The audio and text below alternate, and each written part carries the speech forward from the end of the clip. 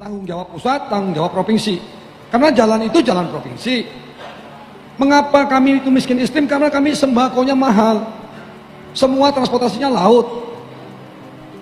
Kami ke Jakarta 6 jam, tapi kalau kami ke Malaysia, ke Singapura 1,5 jam. Mau kira ada pusat nih ngurus kami. Kalau nggak mau, kasihkan kami sama negeri sebelah. Apa susah? Nggak ada susahnya. Ini sebetulnya nih, saya sebetulnya tadi berharap Pak Gubernur itu hadir gitu, biar tahu dia bahwa Meranti itu sangat perlu perhatian. Ini orang keuangan isinya nih iblis atau setan. Jangan diambil lagi minyak di Meranti itu. Nggak apa-apa, kami juga masih bisa makan daripada uang kami dihisap sama pusat. Karena kami daerah miskin, kalau kami kaya, kami biarkan aja. Mau ambil 10 triliun pun nggak apa-apa. Kami daerah miskin, daerah ekstrim. Jadi kalau daerah miskin ada minyak, Bapak Ibu ambil, uangnya entah dibawa kemana, pemerataan kemana. Seharusnya kami ini yang menjadi prioritas. Kalau Bapak tak mau ngurus kami nih, pusat tidak mau mengurus Meranti, kasihkan kami ke negeri sebelah. Kan saya ngomong, atau Bapak tak paham juga omongan saya? Izin Pak Bupati. Atau begini Bu, bentar Bu, apa perlu merantingkan ke senjata? Saya enak mandang Bapak di sini, aku tinggalkan lagi ruangan. Nih saya, mungkin sekali lepas ini saya tinggal Bapak nih. Bapak beri kami nih Pak, sekali lagi ngomong, 25,68% miskin Pak, BPS 2021. Di Riau paling miskin itu nomor 11, Rohil 11%. Saya 25,68% miskin. Saya penghasil minyak, liftingnya naik per satu harinya hampir 8.000 barel per day. Rupiah dolarnya naik, hitungannya 160 ke 100 itu ada 40 dolar. Masa kami terima cuma 700 juta? Makanya saya tadi dari awal-awal ngomong, takut nih Bapak walaupun baru 3 minggu, ya takut nggak paham juga gitu. Saya terus terang Pak, saya sudah lapor kepada pembina saya Pak Tito. Kalau tidak bisa juga nanti kita ketemu di mahkamah Pak. Itu Pak. Ya kita tunggulah, ada tidak nanti gugatan saya ke mahkamah. Kita lihat, saya lagi nunggu Pak Tito. Karena Pak Tito adalah pembina saya selaku Menteri Dalam Negeri, pembina untuk kepala daerah. Terima kasih. Izin Pak, saya enak mandang Bapak di sini, aku tinggalkan lagi ruangan. Assalamualaikum warahmatullahi wabarakatuh.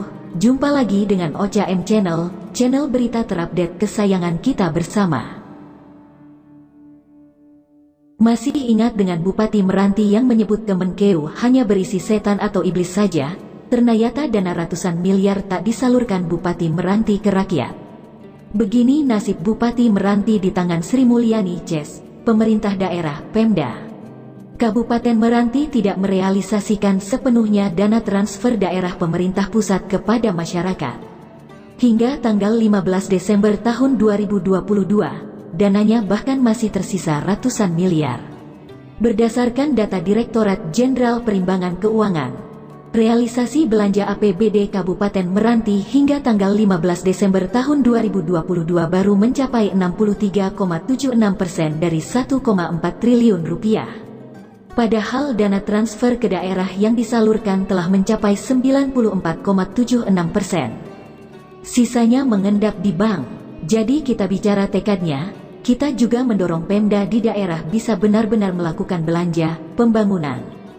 Melakukan program-programnya untuk menciptakan kesejahteraan bagi masyarakat, kata Direktur Jenderal Perimbangan Keuangan Kemenkeu Luki Alfirman di Kementerian Keuangan, Jakarta.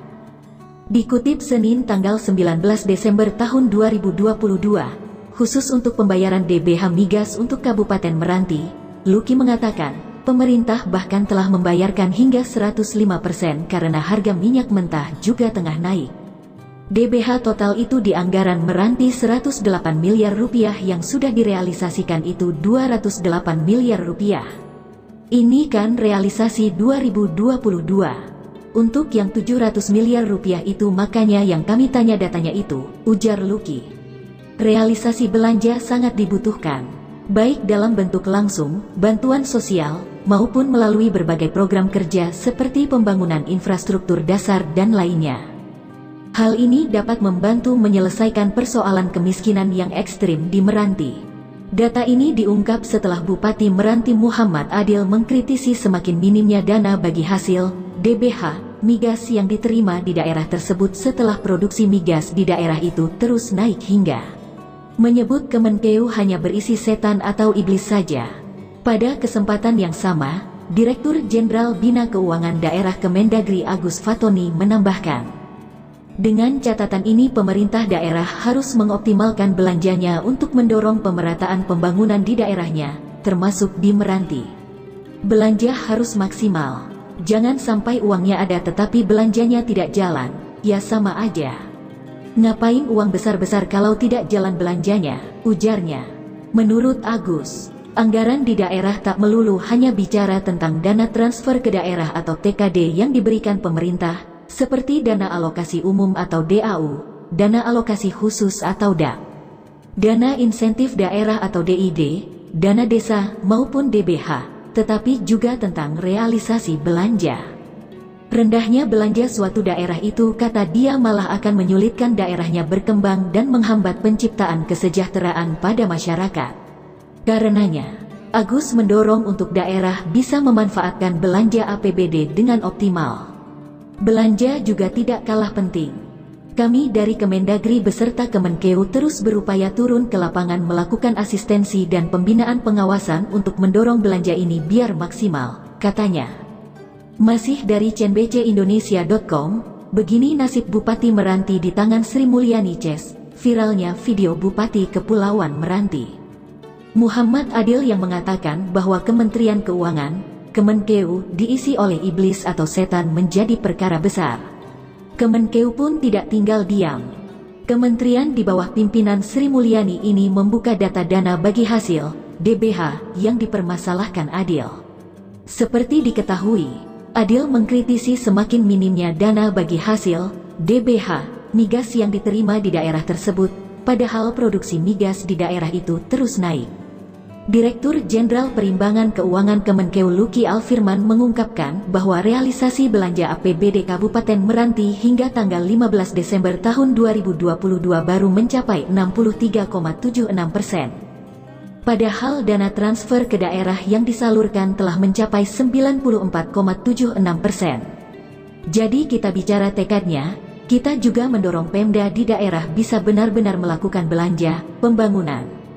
Melakukan program-programnya untuk menciptakan kesejahteraan bagi masyarakat, tegas Luki di Kementerian Keuangan, Jakarta, dikutip Senin tanggal 19 Desember tahun 2022. Khusus untuk pembayaran DBH migas untuk Kabupaten Meranti, Luki mengatakan bahwa pemerintah bahkan telah membayarkan hingga 105% karena harga minyak mentah juga tengah naik.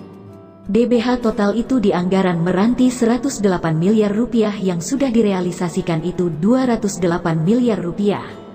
Ini kan realisasi 2022. Untuk yang 700 miliar rupiah itu makanya yang kami tanya datanya itu, sambung Luki. Sebelumnya, staf khusus Stafsus, Menteri Keuangan, Menke, Sri Mulyani Indrawati, Justinus Prastowo mengatakan pernyataan Bupati Meranti tidak pantas diarahkan kepada pegawai Kemenkeu yang telah bekerja menjalankan amanat UU.